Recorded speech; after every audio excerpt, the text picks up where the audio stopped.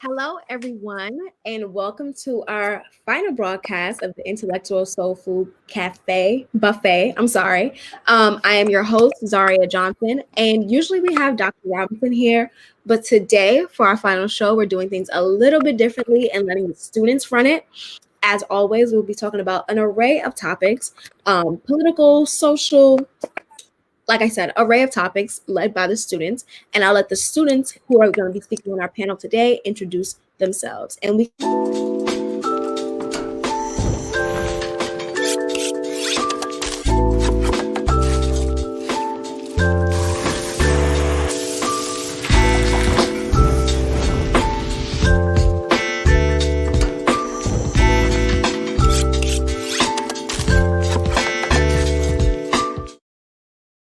So I was getting right into introductions, but we can go ahead and start with introductions from our panelists. We can start with Mr. Blizzard. What's going on? I'm Brandon Blizzard. How is everybody today? We can get your name, your classification. I'm a junior mass communications major at North Carolina Central. Okay. Mr. Manning, and then we can go down. What's going on? How's everybody doing today? My name is Chakua Maker Manning Jr. I am a junior as well at the illustrious North Carolina University, and I am a major in mass communications with a concentration in broadcast media. The ladies, either one who wants to start. Hello, my name is Dallas Clemens. You can go ahead. Hi, my name is Ashton Lockhart, and I attend North Carolina Central University, and I'm a junior, and I am in Mass Comm.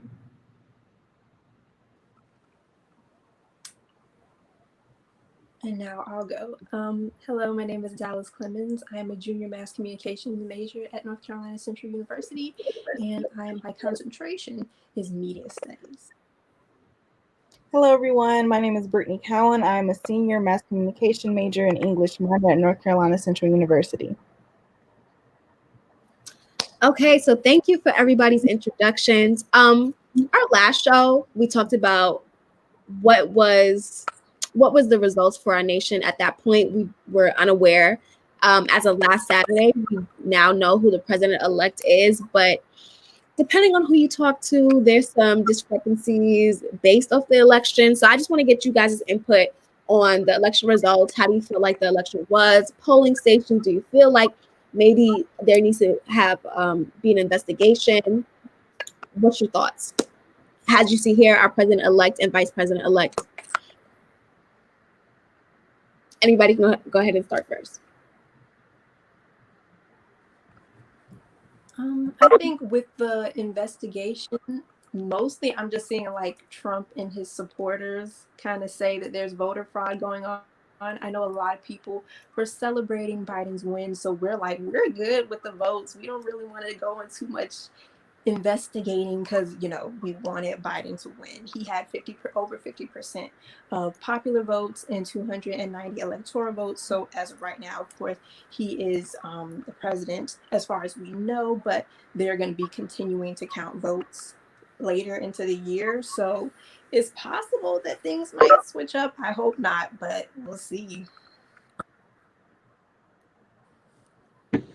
I feel that Biden rightfully won, and he had won the right amount of elections to become president. And I feel that this is better as far as for change. If we actually want to see some type of actual change and not, become more distant as far as races and become more apart, but actually try to at least, come together to some degree. So I think, Trump just needs to, take this L. If we want to be exactly real and keep it in those, I think he needs to and let Biden actually do what he's trying to do in the presidency. Any other thoughts? Just to piggyback off of what Chuck said, I definitely think this would be a step in the right direction. And to go away from what we've been doing for the last 4 years is definitely a breath of fresh air. Now, do you guys think that if Biden was not nominated the president-elect, would we, or not, I don't want to generalize everybody, but would the Democrats be calling for the same sort of investigation? Do you think that the people on the left side would have just taken it and I guess took that out, like Chuck said? I don't know. I feel like I'm not too sure about the 2016 election because I wasn't able to vote, so I wasn't paying too much attention. I didn't really know much about Donald Trump at the time, but I feel like I'm not sure if they had necessarily were sore losers, try to say recount or whatever. But I know that in the past 4 years, we were able to see who Donald Trump is, see how he would run the country. And I think a lot of us agree that he didn't really do that great of a job. So I feel like maybe if he was the winner, we would be protesting against it. I think 100% we would be protesting it. And we might have said, hey, we need to investigate this because we don't want Donald Trump in office anymore. Mm-hmm. Any other thoughts? Brittany, do you have anything? I agree with Dallas. I think that honestly it would be kind of split. I believe that some people, they would take that loss gracefully, but there might be some more people who might be a little bit, more passionate about the cause, and they might actually want to protest in a way. But I don't necessarily know if Trump were to actually have lost this past election, individuals who are liberals and progressives, they might retaliate in some kind of way.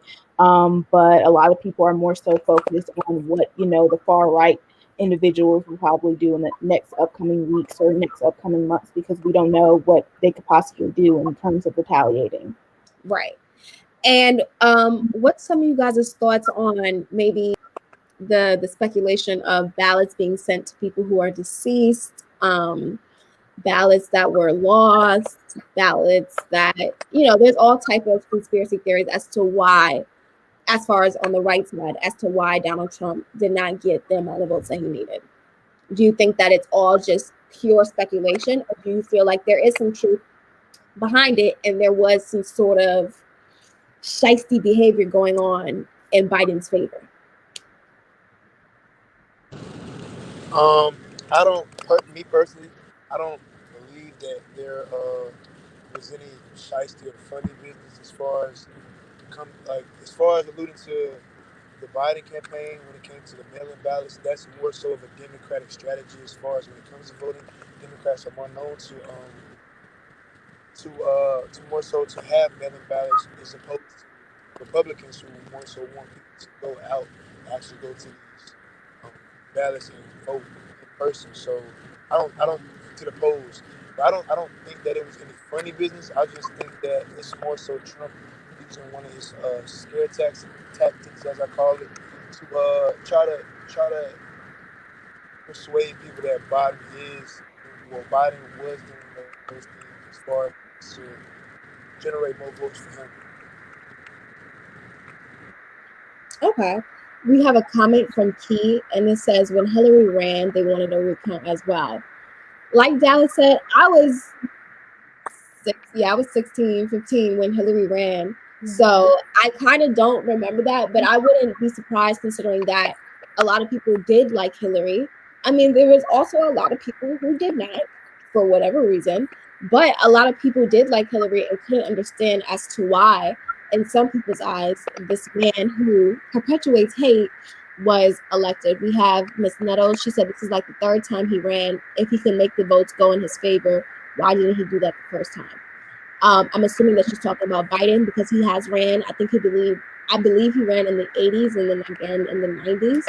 So that is understandable. I'm sorry, Chuck, what did you say?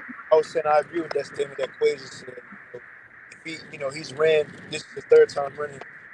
If he really had that control and power over those votes, those mail-in ballots, why didn't he do that those first two times previously? And if he was suspected to, obviously that tactic didn't work. So I agree with that as well. Right. Okay. So now that we've talked about the president-elect and we have our president-elect Joe Biden and vice president-elect Kamala Harris, I don't know if you guys have seen this morning, but the advisor on the pandemic team has suggested that the country will be shut down for another 4 to 6 weeks once Biden is sworn in. I want to know your thoughts on that, and then we can segue into a different topic that regards in the pandemic. But what's your thoughts on another shutdown? Uh, Um, oh, who was that? Personally, I think that it would almost be a waste of time simply just because like we've gone so long out of it and a lot of people aren't going to respect it as just like they didn't respect the first one. Mm-hmm. I know they're probably still going to go through with it, but it's to the people whether they're going to stay inside or whether they're going to stop working or whether they're going to even wear their mask. Okay. I think that with when Biden is sworn in and they call for a shutdown, I think it's something that's much needed. We need to operate our country better as far as with the pandemic because, especially at a critical time like now, the temperature is dropping, it's getting colder, and that's one of the main facts that has been proven of what this virus can really thrive and survive in. So I think just maintaining and be able to have to microscope that and have that on a microscope, being able to shut down and make sure the cases decrease before we actually try to get back out, become go back to living regularly and normally how we were before. I think that's something that's needed. And to piggyback off Ashley, I think a lot of people now, with the way it has been under the Trump administration, where we've been more so allowed out and freely, a lot of people don't take it as serious. And I think when Biden's sworn in, it'll be taken more seriously. Jaleel said we should go back to phase one. So phase one, can somebody on this panel remind me what phase one was? Was that like an intense lockdown? I can't remember. I think that was when like everything was shut down, but like the essential places were still open, like the grocery stores and things like that. Like none of the barber shops, none of the like the parks, none of that was open. Okay. So imagine if we go into phase one, right? And we're shut down for another 4 to 6 months. This is my segue. But I don't know how many single people are in here, but how does a pandemic affect you guys' like love life? Like how do you manage, how do you date in a pandemic? Like I don't know, how does that work? Dallas, you can go ahead and let me know. Talk to me. Dallas. Yeah, I'm gonna let Dallas take this one. Oh, I was gonna say it hasn't really affected me much. I'm not too much out there on the dating scene. I'm gonna talk to like a couple of people, and I'm not risking my life to see somebody, you know what I mean? So I'm chilling in my room, so it doesn't really make too much of a difference to me. Right. Chuck, you can go ahead. I actually had interviews for this section of the show, and I actually got to sit down with a couple and get their perspective on dating before and during this pandemic. And from what I was told, because I don't have the video show, but from what I was told, beforehand it was more so, normal and ordinary. Like you would go out, you could do things with your significant other. But a critical thing that I took from the interview was the guy said, now with being a pandemic, you can't go out, but you can be around your significant other as long as you are both tested negative, and that gives you a chance to actually really, really get more entwined with that person and really, really understand that person more than you may thought you have known them before. So I think that that's something that's critical as far as with dating during the pandemic. It be more so inside, but around that person more, and just really, really get to understand that person and just who they are and their family and how they go about things and how they are and how they carry themselves. Right. Now, I remember during the pandemic, with some couples, with married couples in particular, the divorce rates were up. So, do you guys believe, like, being in a pandemic, and like you said, Chuck, you get together with your partner, you're more in tune with your partner because you can't go anywhere? Do you believe that instead of helping the relationship, it can hurt some relationships? I think Brandon or okay, yeah, anybody. All right. Well, to answer that, I think that it kind of does both. It serves as help and as not even just hurting, but kind of realizing. I think this pandemic, since the effect, you have to think about the ultimate effect on that as well. Like people were losing their jobs and they were losing their income, so that played a really big role on these divorces as well. You know, people weren't able to provide for their family, and people were splitting. You know, they couldn't take it. So I think, you know, as far as helping, it also could hurt because you might actually really realize something that you may not have known before with, you know, all this time being together and being just you and your significant other that you may not, you know, associate yourself with. So that's where it comes to, you know, the divorces and stuff. And then, you know, like I said before, the unemployment rates and all that, you know, that played a big factor in it as well. Brandon, I think you have something to say. Just to go off of what Chuck said, the communication factor is really the critical part because you see, like, do I really enjoy talking to this person when we just in the crib, just can't go nowhere. It's no other distractions. You can't like, oh, let's go to the mall, let's go here and there. You in the crib talking to them, and then you really find out, is this really what I want to do? So I could see why the divorce rate would go up, people breaking up because you like, nah, this ain't really what I wanted to do. This ain't as cool as I thought it would be. Right. We had Jeremiah who left a comment and he said that you have to get creative. Um, what's creative sitting in the house? What ideas do you guys have? What painting? Anybody have an idea as to what can keep things going sitting in the house with your significant other? I feel like, excuse me. I feel like when you're in the house, like you said, like painting, like you have to make dates, like you have to make something that you can do in the house. You can even go sit outside because it was warm in phase one. You can go sit outside or sit in your backyard. Go like parks are closed, but you can go in an open area. Like there's open area everywhere, and you have to. I feel like that's what I meant by getting creative because in the pandemic, you're just sitting in each other's faces, getting on each other's nerves. So it's either a make or break situation. I think you have to try to, you know, like piggyback off what he said, you know, get creative as far as try new things, try new hobbies, as far as things that you can do inside the house. And then like, you know, you maybe can play board games or you can do just little like inside activities to try to, you know, spice things up and not have it boring to where you just sitting around each other watching TV all day and just looking at each other in the face or, you know, because that can get tiring. So you want to try to find some in-house things, in-house activities that can for you and your significant other. And if you have a family, maybe you and your significant other and your family, you know, so. Right. Okay, so now you're sitting in the house because you're locked in with your significant other. The work that you have might not be coming in as much. You might lose your job or something. So how do you make that money? How do you make sure that the money still flows? Because for some people, it puts more stress on the relationship when you don't have no money. So how do you make money during a pandemic? Ashlyn, do you have any thoughts?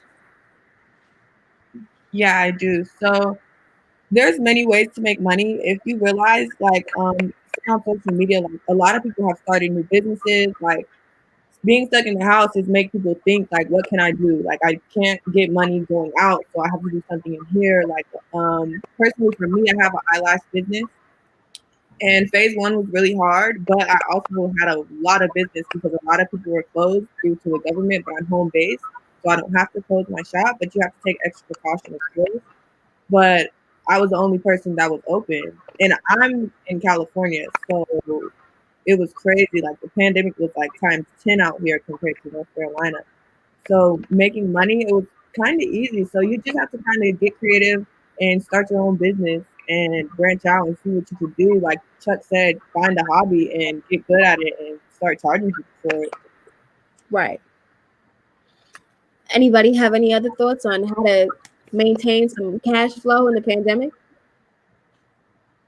Yeah, I was just going to piggyback off of what she said because I don't have a business or anything. I don't know too much about this, but I do think that social media can be a great tool for building your brand, catering to your image, and, you know, online selling and that type of thing, because it is a lot of what we see nowadays. We see online boutiques, online shops, things that are exclusively online. So you don't necessarily have to have a storefront or go out to get money. I think it might be a little bit harder because there is a lot of competition, but at the same time, I think it can be a great tool to, you know, start your brand, build your business, that type of thing.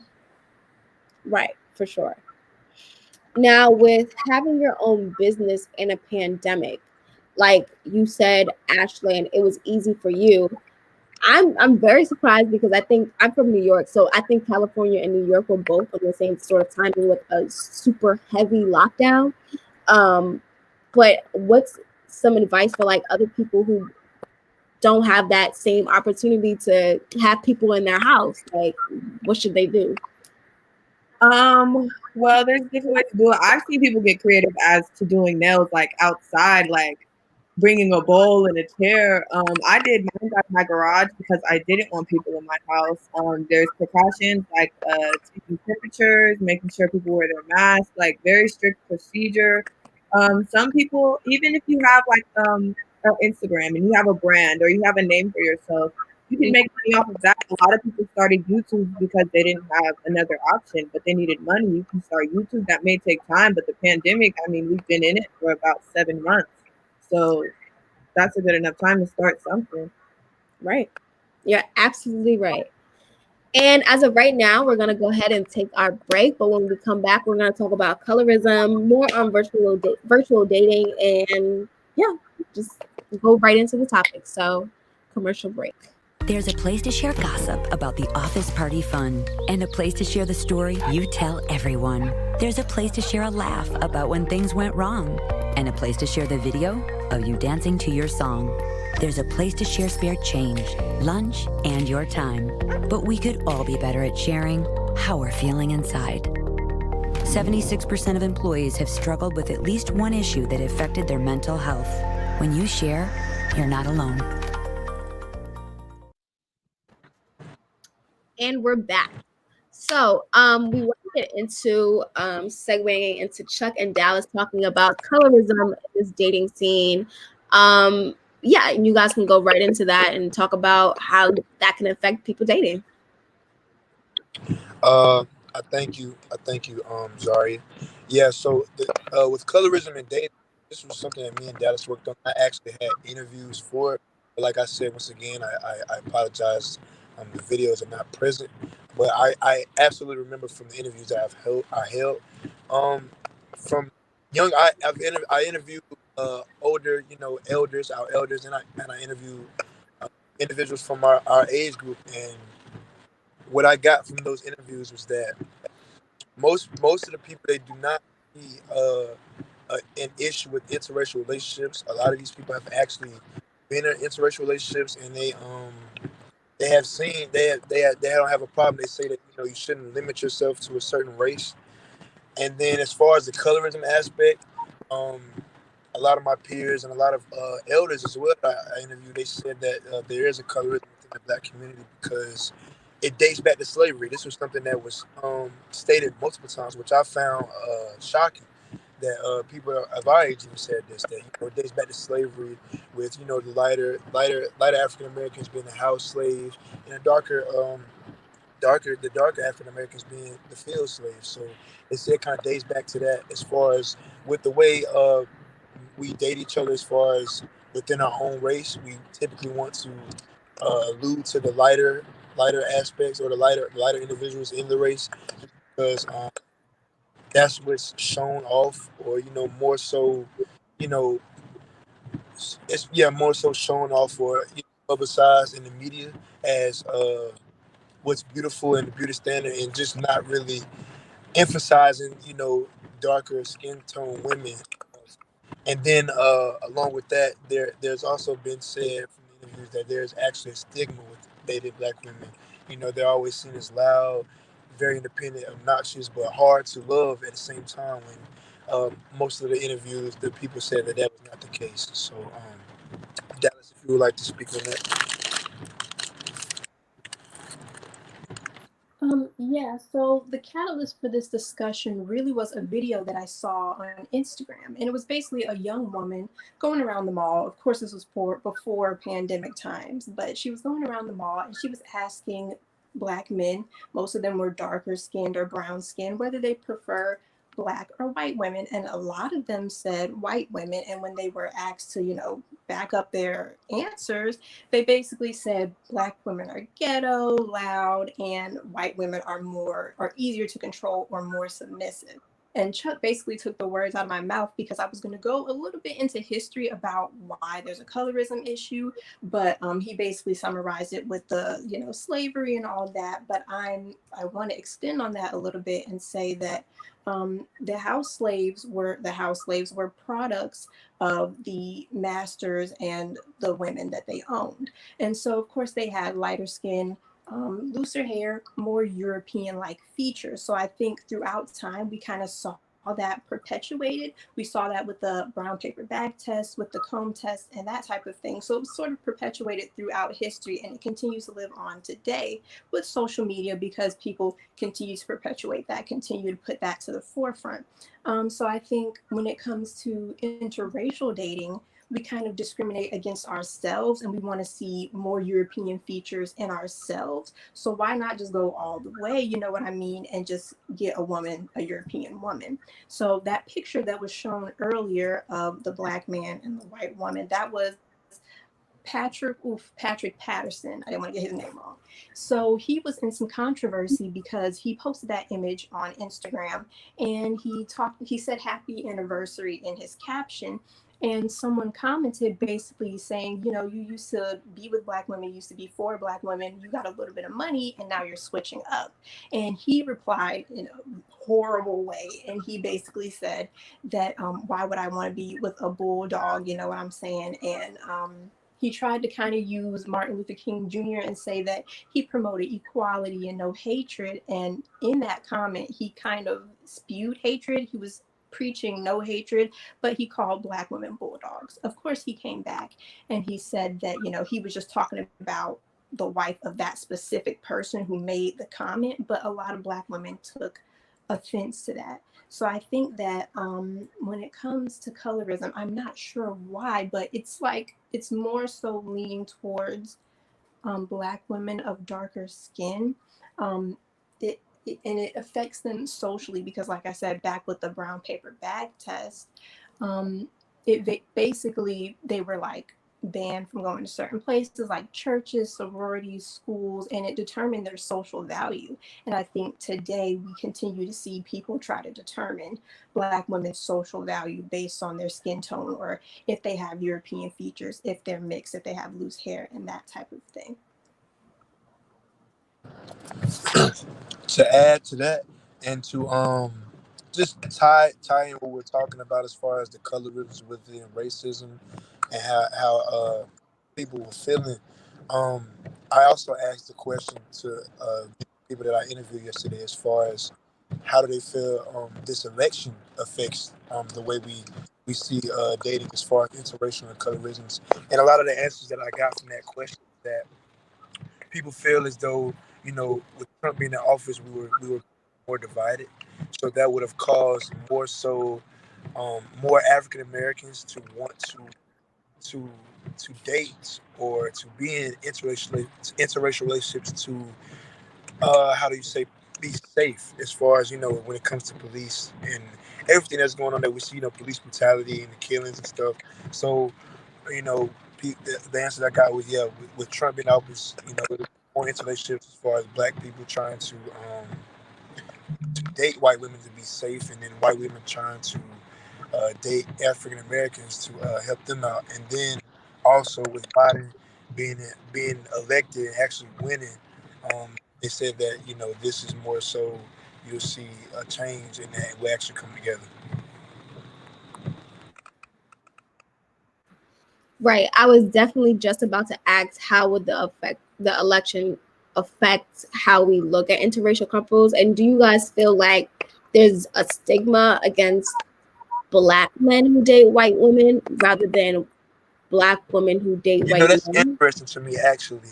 And I'm not trying to take up the majority of the show. I'm sorry, but one of the interviews I did, a young lady, she said that something just doesn't sit right when she sees a Black man dating a white woman.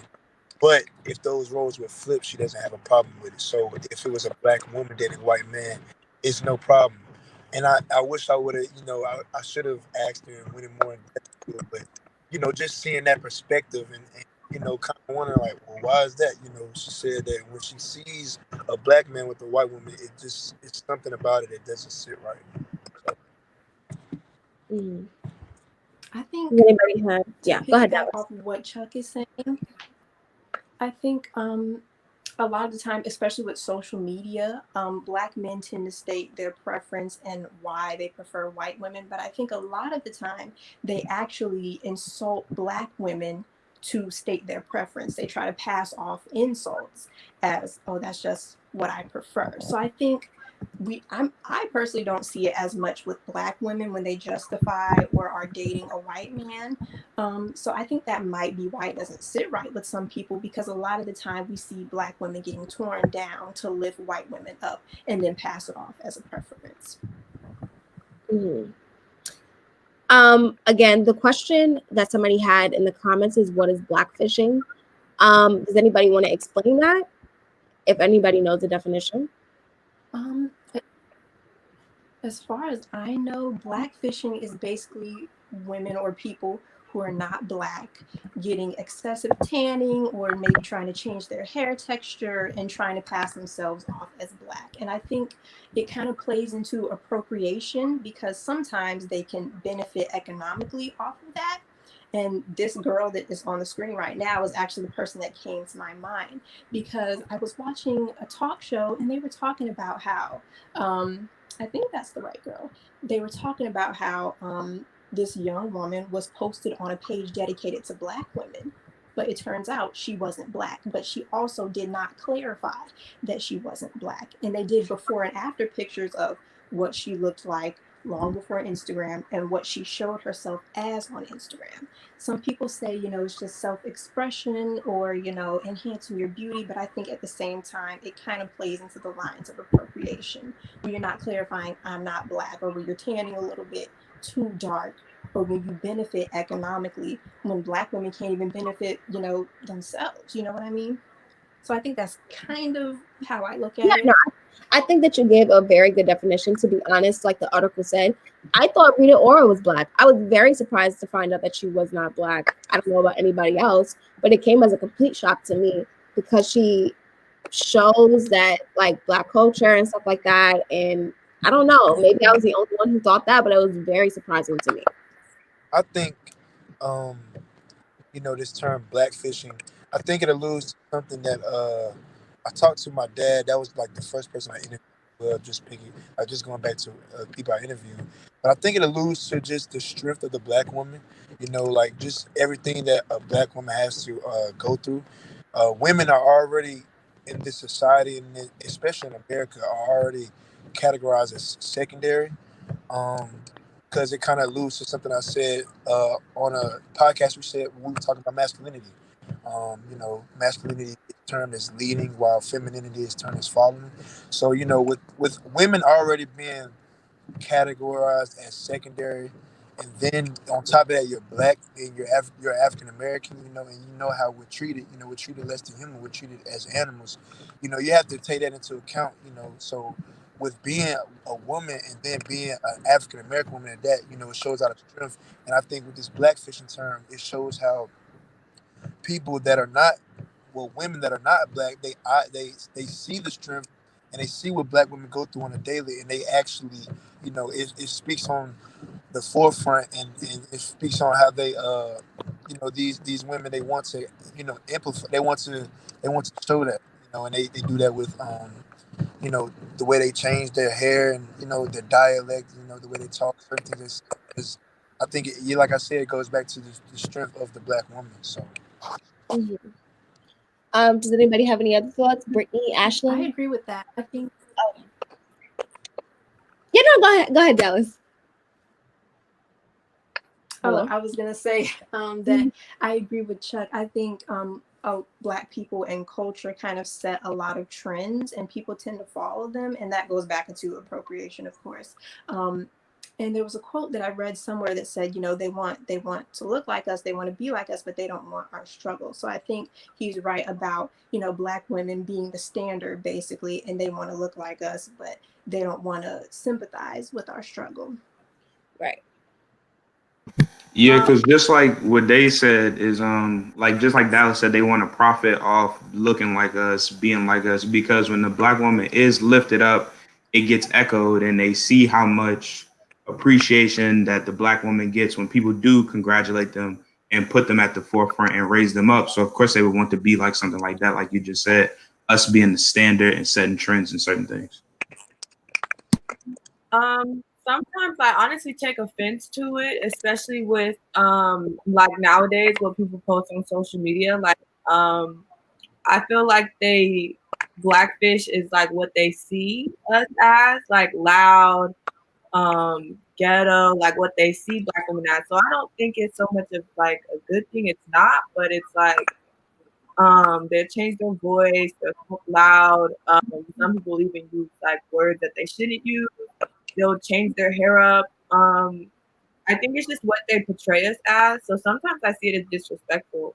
Most of the time, honestly. Like I don't think it's a I good agree thing with at all. Ashlyn. Like I would say like throughout, history and like when you're in school and stuff like that, like you would have like probably little like kids like nitpicking you about your skin and stuff like that. And then they would glorify, people of lighter complexions or like white people. And then that would like tear down your self-esteem. And ultimately it's kind of, being reincarnated, but the people picking at you are the ones on social media. So in terms of like blackfishing, people who are white portraying themselves as being black, I also like agree with Dallas in terms of saying how they want our rhythm, they want our swagger, I guess you can say, but they just don't want our blues. Right. This is a personal question, but I went to school with majority Black and Hispanic kids. So have any of you guys ever experienced it personally where you've seen somebody like blackfishing that was in your class or that you knew of? I see it all the time. California is a totally different environment. Grew up in predominantly white areas, predominantly white schools. And it's everywhere. Like honestly, everyone is doing it. Like, and there's like 3 black kids in the class, so it's like weird. And then sometimes, most of the time, the 3 black kids they don't even talk because they don't feel comfortable. Personally, I didn't talk that much when I was growing up because I was the only one in the class. But then you look around and you see other children who aren't black and they're trying to put on that blackfish and act like they're trying to be loud. They're saying words that they shouldn't. You speak up from time to time, but it's like it's just real. It's what it is out here. Anyone else? From someone who, like Ashlyn said, like grew up in a like predominantly, white school, I would usually be the one of a few like in the AP classes, the honors classes. And it was like really difficult because I would notice like even the teachers or like people of that nature, they would, try to use lingo that they think, I would probably understand, like lit or like something like that. And I'm like, what are you talking about? Like, no. But it really goes to show like they really, just in a way they want to appeal to you because they want you to like them and think that they're not racist or they're not like the others and things of that nature. So in terms of like blackfishing and things of that nature, like they really just, I don't want to generalize like all white people, but the ones that I've encountered coming up, they really just want you to like them and think that you're not like the rest. So then they can ultimately try to appeal to you and like I guess you can say like be culture vultures. So yeah. So what's the difference that you see on social media where like you could see like a white person trying to be down where it becomes, oh cool, let's invite him to the picnic, or he's just doing too much? And this will be like the last question.